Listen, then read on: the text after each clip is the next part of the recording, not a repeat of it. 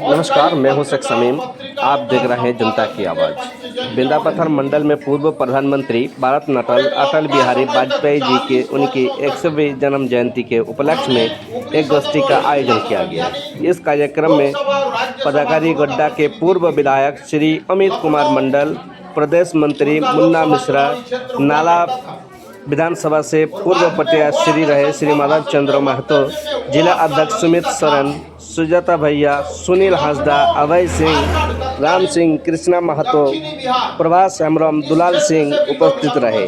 माधव चंद्र महतो ने अटल बिहारी वाजपेयी जी के चित्र पर आदरपूर्वक श्रद्धांजलि दी। उन्होंने सशक्त, समृद्ध और समाबली भारत के निर्माण के लिए अपना जीवन समर्पित कर दिया। उनका विजय और मिशन विकसित भारत के संकल्प में निरंतर शक्ति का संचालन करना रहेगा।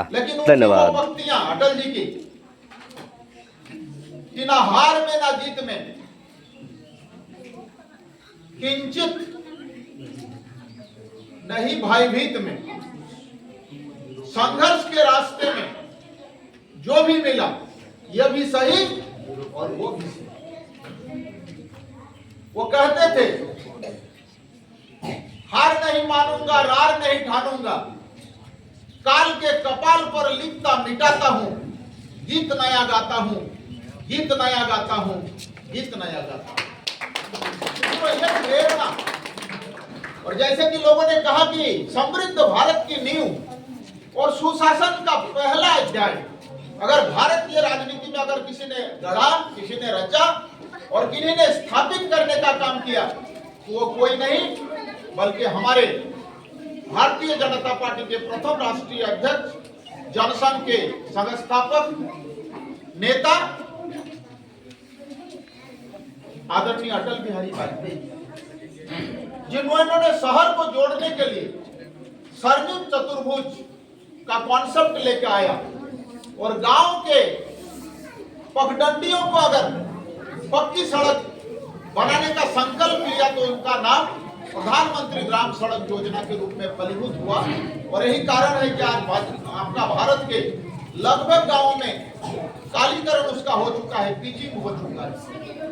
सिर्फ ये नहीं, सबसे पहले शिक्षा को धरातल पर उतारने के लिए और अगर कहिए कि छात्रों को मौलिक हक और अधिकार देने के लिए पूरे भारत के पैमाने पर सर्व शिक्षा अभियान का किसी ने लॉन्च किया तो आदरणीय हमारे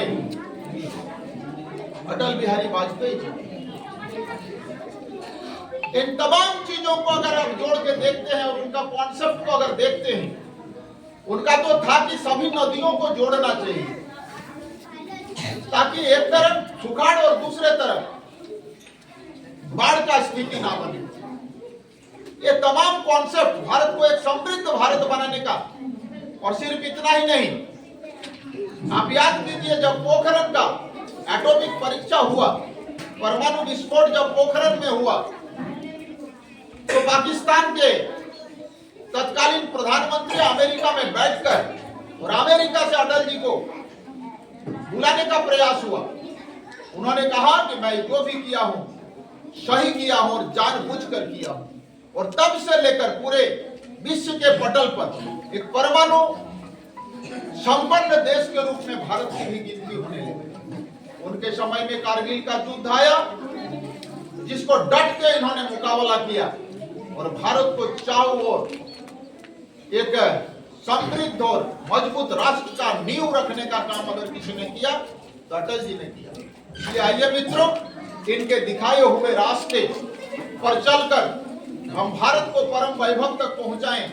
मुझे लगता है कि आज के इस कार्यक्रम का सबसे अगर इनर मीनिंग होगा, सबसे अगर सेंट्रल व्यू होगा, केंद्रीय भावना अगर होगा तो ये तभी हो सकता है जब मुझे दिखाए गए रास्ते पर चलकर हम देश को समृद्ध देश बनाए और विश्व जननी बनाए। मुझे लगता है कि तभी जाके आज का ये दिन में जो हम लोगों ने उनके प्रति सम्मान दिया है, उनको जो पुष्पांजलि दिया है, मुझे लगता है ये तभी सार्थक हो पाएगा। इन्हीं आशा और विश्वास के साथ ज्यादा ना करते हुए आप तमाम मित्रों को साधुवाद देते हुए यहीं पर अपनी बातें समाप्त करता हूँ। धन्यवाद।